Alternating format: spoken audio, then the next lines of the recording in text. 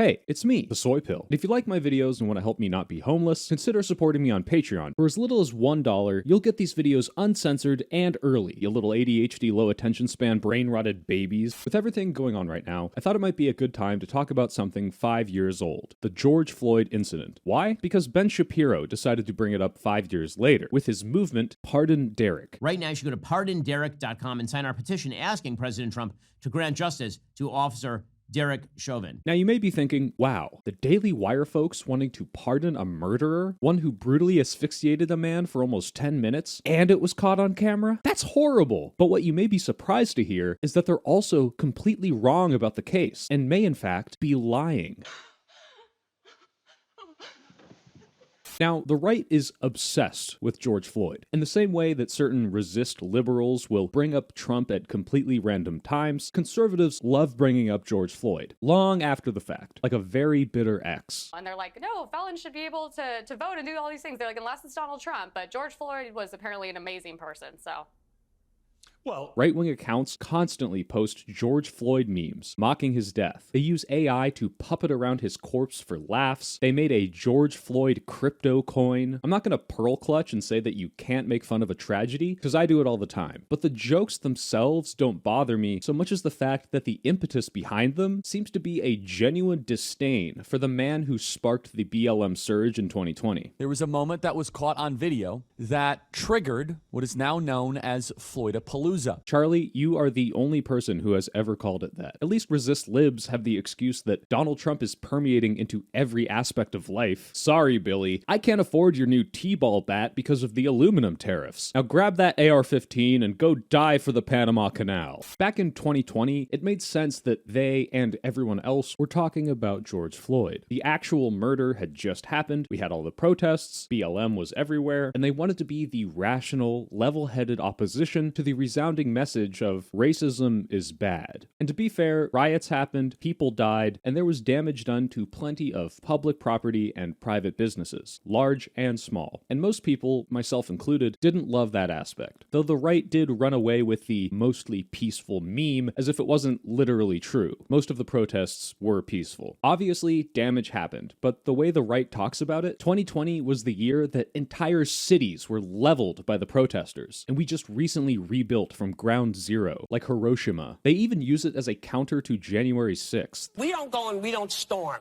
We don't try to change. But did I miss an entire year of Antifa riots where cities across this country were burning? Failing to see how comparing dozens of protests and riots over the course of a year, even by monetary value and deaths, doesn't reach the severity of a single-day event in which the former president tried to use false electors and a mob incited by lies to subvert the peaceful transfer of power. Don't be jealous just because BLM managed to actually burn down a government building and you guys couldn't even find a Mike Pence for your shitty Home Depot gallows. But regardless, if you were mad because innocent people and business owners got caught in the crossfire, I understand, and it's totally justified to be upset when something happens to someone who doesn't deserve it. Please keep this in mind as it's relevant to today's topic. Ben also briefly touches on the other major damage caused by the BLM movement. It led to, again, the destruction of racial comedy in the United States. Because as we all know, no one has ever made a racial joke in the past 5 years. Not a single person has tried covering racial topics with a comedy theme. No one. Not a single soul. The outrage is probably the impetus behind all of the persistent memes and Ben's movement. If Shapiro could prove that Derek Chauvin did nothing wrong, then maybe, just maybe, he can show that the entire movement in 2020 was unjustified. Despite all the overwhelming evidence of systemic injustices against black people by the police, the pervasive racism we uncover every day, and the dozens of other black men killed that could have sparked the exact same rage, because obviously this wasn't exclusively due to George Floyd, because that would be ridiculous. It's almost like there's a community of people that have these experiences, sometimes daily, and the only reason this one got so much attention is because we finally caught someone doing something so blatantly fucked up that even people who weren't aware of the issue, like you, Ben Shapiro, in the month it happened, couldn't stomach just how brutal the police can be when they dehumanize their victims. We really shouldn't have to do this. But just in case you hear people parroting these same arguments, or even you yourself believe them, I'm gonna go over all of the nitty-gritty, courty details of the George Floyd murder, and you'll see why I keep calling it that, just so there's zero question as to what actually happened during the incident. Let's go through Ben's claims one at a time. The evidence demonstrates that Derek Chauvin did not, in fact, commit murder of George Floyd. Small side note, my friend noticed that Ben Shapiro bass boosts his own voice on his show, so he sounds less nasally. No, you'd be a fool to claim that, that, again, past injustices have no effect. For the BLM riots that caused $2 billion in property damage in the United States. In this country right now, 300,000 minors, we have no idea where they are. Obviously, COVID and its handling was a massive evil. This is irrelevant, but funny. George Floyd was high on... He had a significant pre-existing heart condition. George Floyd did have some heart problems, specifically arteriosclerotic heart disease, meaning narrowed arteries, a clinical history of hypertension, aka high blood pressure that pushes on the walls of the heart, and cardiomegaly, which is when your heart is abnormally thick or overly stretched and becomes larger than usual, making it difficult to pump blood. And yes, George Floyd was on drugs. A concentration of 19 nanograms per milliliter of meth and 11 nanograms per milliliter of Happy Pill were found in his autopsy. Ben Shapiro cares about this a lot, so much so that he gets the units wrong when he talks about it. Also, he had a potentially lethal dose of fentanyl in his blood, 11 milligrams per milliliter. Now, it's kind of hard to find what concentration of Happy Pill would kill someone, which makes sense because it depends on your size and weight, and everybody's body might have slightly different reactions. But here's what I could find. The Ben Shapiro claim is that 11 nanograms per milliliter is 3 times the lethal dose. George Floyd had 3 times the deadly level of fentanyl in his system. He was high as a kite. Which I think he got from the autopsy, which says, in fatalities from Happy Pill, blood concentrations are variable and have been reported as low as 3 nanograms per milliliter. But this doesn't mean that 3 nanograms per milliliter is the lethal dose, just that that amount has killed someone. Was it a little person? A drugged up toddler? Who knows? But we can look at other studies, or even the same autopsy report, and see that people survive with concentrations as high as 10 times or more what George Floyd had in his system, with the caveat that when the concentration is that high, they usually need some sort of emergency Narcan or medical intervention. And you can't have it both ways, conservatives. Are you telling me that George Floyd was a Happy Pill fiend, but also didn't know how much Happy Pill to take to get high? I mean this sincerely when I say that I would trust George Floyd to give me my first Happy Pill I'll hit over any of the Daily Wire crew. Speaking of trusting experts, why am I doing all this independent research? Why don't we literally ask the expert who wrote the autopsy that Ben claims exonerates Derek Chauvin? The original medical examiner autopsy report suggested that he had died not of failure to breathe because of pressure put on him, but effectively of excited delirium, fentanyl overdose. Meanwhile, in reality, in my opinion, the law enforcement subdual restraint and the neck compression was just more than Mr. Floyd could take by virtue of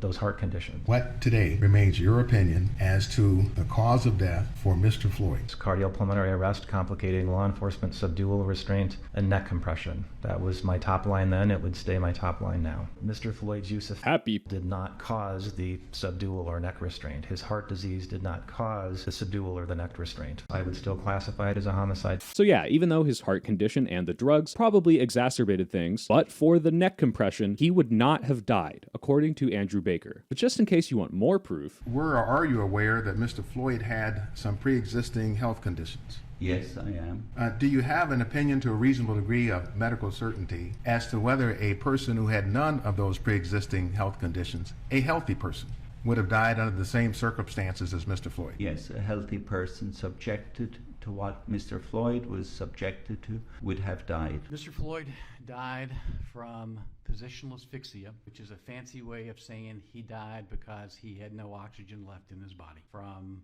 his chest, pressure on his chest and back, he gradually succumbed to lower and lower levels of oxygen until it was gone and he died.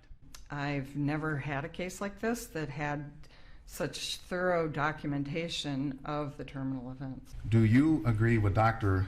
Baker's determination on the cause of death? Yes, cardiopulmonary arrest complicating law enforcement subdual restraint and neck compression. This case, I believe the primary mechanism of death is asphyxia or low oxygen. Now, to be fair to Ben, maybe in all of his extensive research for this campaign that he deems so important and his years of coverage doing this as his full-time job, he never heard this expert testimony that was pivotal to the conviction and probably convinced the entire jury to make their ultimate decisions. For people who watched this case closely, it's very difficult to make the case, to me, that any rational jury who just looked at the evidence would have come to the conclusion that beyond a reasonable doubt, Chauvin was guilty of second or third degree murder. A healthy person subjected to what Mr. Floyd was subjected to would have died. So bullshit.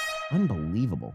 George Floyd was saying he could not breathe before he was even out of the car. He was in the car saying he could not breathe. Okay, so this is true. Floyd was panicked, erratic, and high. He even asked to be put on the ground. Now, does this somehow magically absolve the officers of misconduct? Because he also, and this might be news to Ben, did not die while in the car, and also did not beg to be held down and deprived of oxygen. And whether his initial difficulty breathing was due to claustrophobia or the drugs, it was definitely not alleviated in any way by the large Chauvin-sized man on top of his neck. Derek Chauvin, for large segments of even the tape that was shown, had his knee on George Floyd's shoulder or back, not on his neck. I don't know why this would even matter to bring up. Like, is Ben Shapiro just actuallying the news because they said he put his knee on the neck for the duration of the video?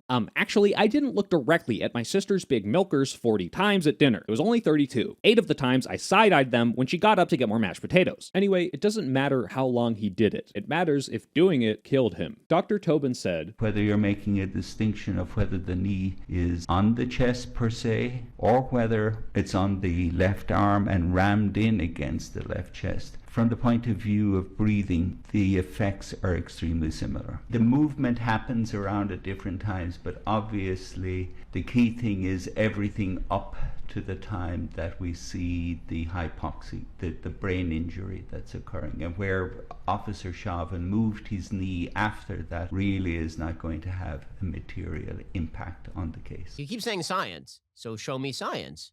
Because I don't see science in that video. The effort to breathe increases 7.5 times compared with what it was with no narrowing. The Minneapolis police training model includes the sort of position that Derek Chauvin was using. Ignoring the fact that this one kind of contradicts the last one, because why even bring the training up if you think the act itself wasn't bad? But the person who literally used to run the police training unit for the MPD said, "Is this a trained technique that's by the Minneapolis Police Department when you were overseeing the training unit?" It is not. I don't know what kind of improvised position that is. The Minneapolis police chief said, once there was no longer any resistance, and clearly when Mr. Floyd was no longer responsive, to continue to apply that level of force to a person proned out, handcuffed behind their back, that in no way, shape, or form is anything that is by policy, is not part of our training, and it is certainly not part of our ethics or our values. But hey, leave it to Ben Shapiro, Jewish man, to use the just following orders defense. Probably George Floyd died of excited delirium. Ben repeatedly claims that George Floyd died due to excited delirium. Now, if this sounds like some old-timey British disease that they made up to describe why your wife doesn't want to have sex with you anymore, that's because it sort of is. I could do a whole video on excited delirium, and I've linked these sources if you want to read more. But here's the short version. Excited delirium is described as a psychiatric condition that is characterized by the acute onset of aggression, inexplicably strange and violent behavior, and physical distress. There's a dearth of evidence to support excited delirium as an actual psychiatric condition. The American Psychiatric Association doesn't recognize it as a real condition in the DSM-5, and funnily enough, a systematic review of the scientific literature found endemic problems with subjectivity and lack of consistency in the definition, meaning that people couldn't even agree on what the condition actually was and what it looked like, an inability to distinguish it from traditional drug overdoses, and a very high prevalence when law enforcement or forensics were involved. One study even said, "We found that the most aggressive forms of restraint increased the odds of an excited delirium diagnosis by between 7 and 29 times. These results provide strong evidence that the more likely it is that a death resulted from restraint, the more likely it is that the death will be attributed to excited delirium."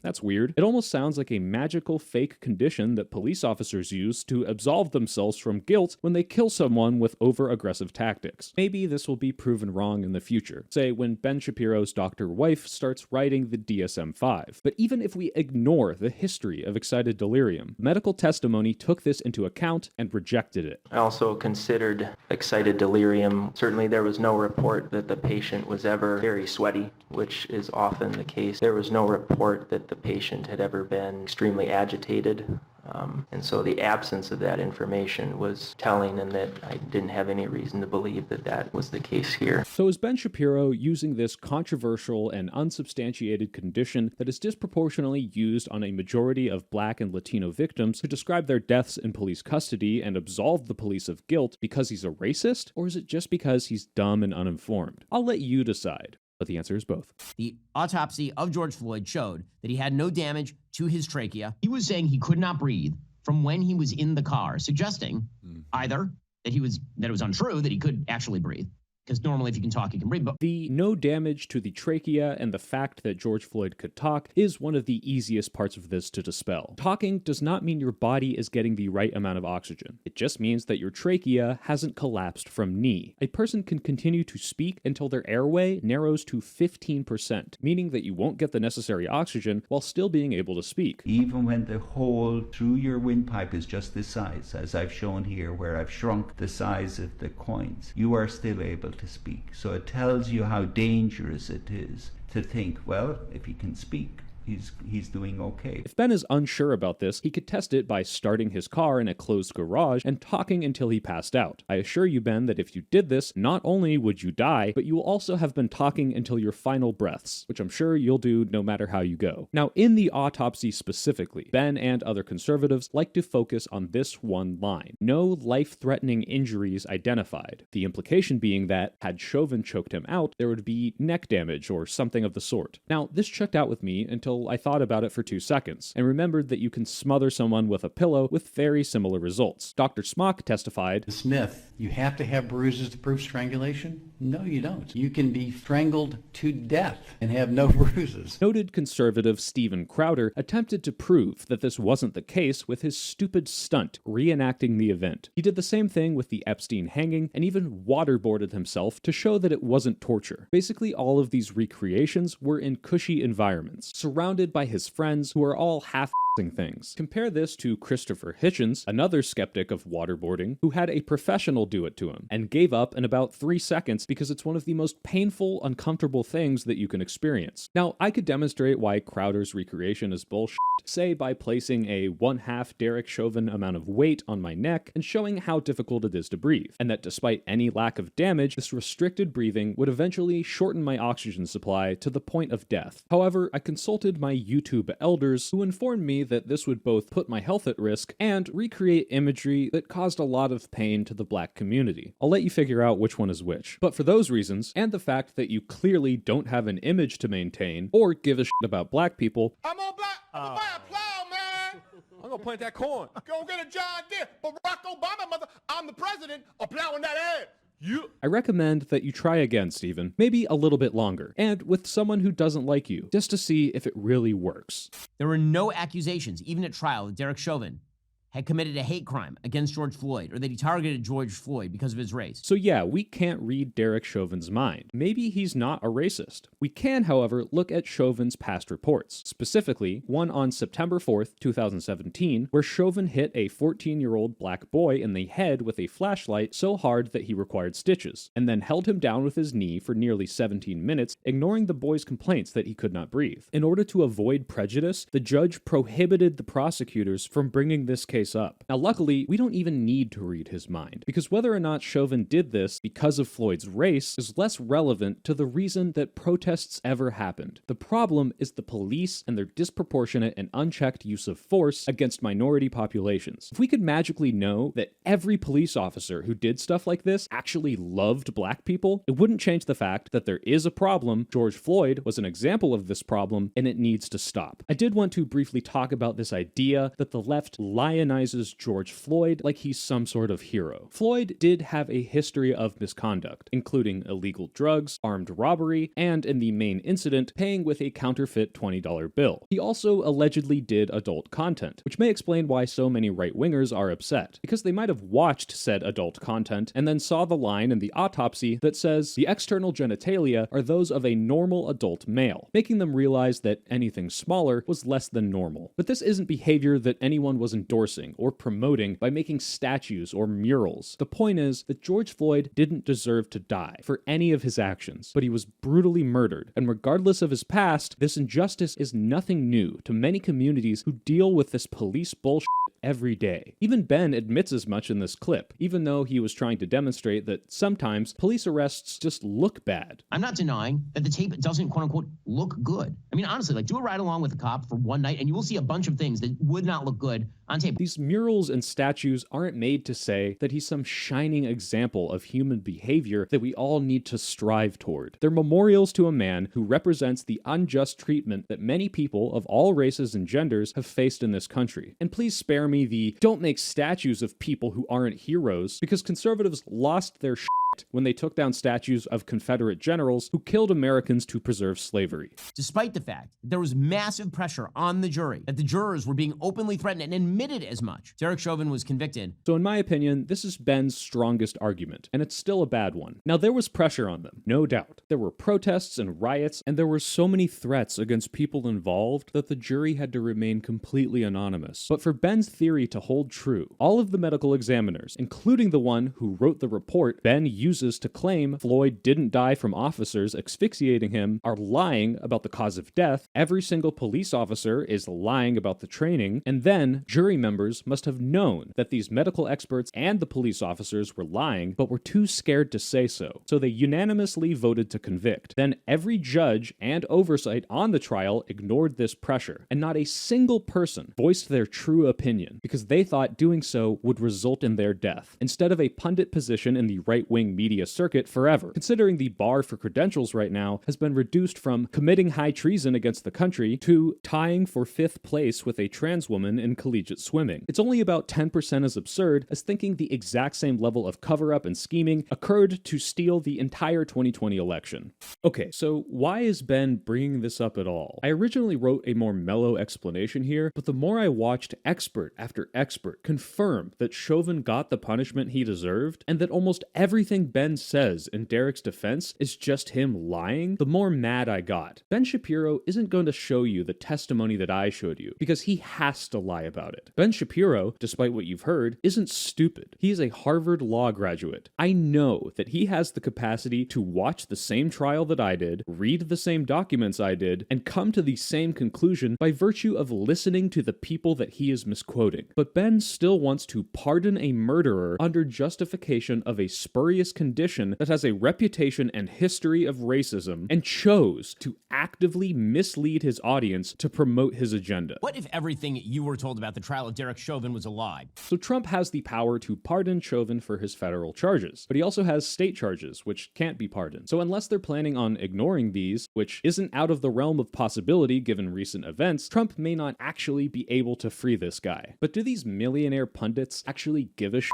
about some random cop in jail? Maybe, but let's first look at why they might try to do this. The first and most transparent reason is to drum up support. Literally, their petition website requires you to sign up for the Daily Wire newsletter. Similarly, this PragerU Twitter poll has 2 questions. Should Donald Trump pardon Derek Chauvin? And what is your email address? Can I have it, please? So what, they're portraying a murderer as innocent to drum up subscribers and make money? Sure, that's obviously a secondary goal, and totally evil, and completely plausible given the recent news of the co-founder stepping down as CEO, and rumors that the company is going bankrupt, despite all of their smash hit Matt Walsh #1 documentaries. And it's totally possible that the Daily Wire is just riding the Trump agenda wave and wants retribution. Those BLM guys caused billions worth of damage to American citizens that they wanted to exploit and steal wealth from, with tax cuts and tariffs and other stupid wealth transfers. But this is where I put my conspiracy cap on. The BLM protests were a rare moment for Republicans, because it allowed them to capture more politically checked out independents. Your average sports-watching Joes who aren't really tuned in and only see the most sensational and blown-up stories. At first, these people were on BLM's side, watching a man be brutally murdered for 10 minutes for no good reason, because you can show that video to any apolitical person and watch them get upset at what seems like an injustice. But that same feeling was easily turned around as they saw people's small businesses getting burned down, and innocent people being hurt in riots. I think the right wants more outrage from the left. I think they want it to get more radical, because then they get to coalesce and hide their more unpopular Christian nationalist views. I am literally a theocratic fascist. Behind the much more popular view, crime is bad. I think they're desperately chasing the dragon of 2020 that made them feel way more popular than they are or deserve to feel. It checks out with their typical MO of never letting anything go, no matter how trivial. Hillary's emails, Hunter Biden's laptop, or this one screaming woman from 9 years ago who they use in thumbnails to this day. We are going to hear about these things till the end of time. I truly believe they are obsessed with George Floyd and want to do everything in their power to once again make his death a cultural event. But again, that's just a theory. A lame theory. Because Occam's razor tells me that they're all just brain-rotted, disgusting ghouls who just want to pardon a murderer to own the libs, and know that now is their best chance. Ben Shapiro is apparently making a whole series on this, and the first episodes have already dropped. I was actually worried about releasing this video because what if he comes out with some crazy new evidence that I've never seen? But in his first video, talking about the background, he's already said things like, the complaints against Derek were totally normal for cops in that area, and the police department investigated themselves and found that these complaints were specious. The overwhelming majority of complaints were found by the Minneapolis Police Department to be specious. And when he went over Derek Chauvin's complaints to show that they were all totally normal police work, one of which his defense for was, well, he got reprimanded for bad behavior, but he didn't get suspended or fired or anything. Despite Chauvin being accused of being too aggressive, no one was injured. The discipline was a letter of reprimand, not a suspension, not a demotion, not criminal charges. He conveniently left out the one that I mentioned, where Derek Chauvin bashed a kid's head in with a flashlight and knelt on him for 17 minutes. In the second episode, when covering excited delirium, his primary source is a 2009 white paper that has been heavily scrutinized as it was prepared by consultants for the Taser Company, who were trying to downplay their product's role in causing death by police. So it seems like Ben is just stretching his nothing argument into a 15-episode serial series about nothing. Will Derek Chauvin be found guilty in the next trial? Does Ben Shapiro know the difference between milligrams and nanograms? Find out next week on The Case for Derek!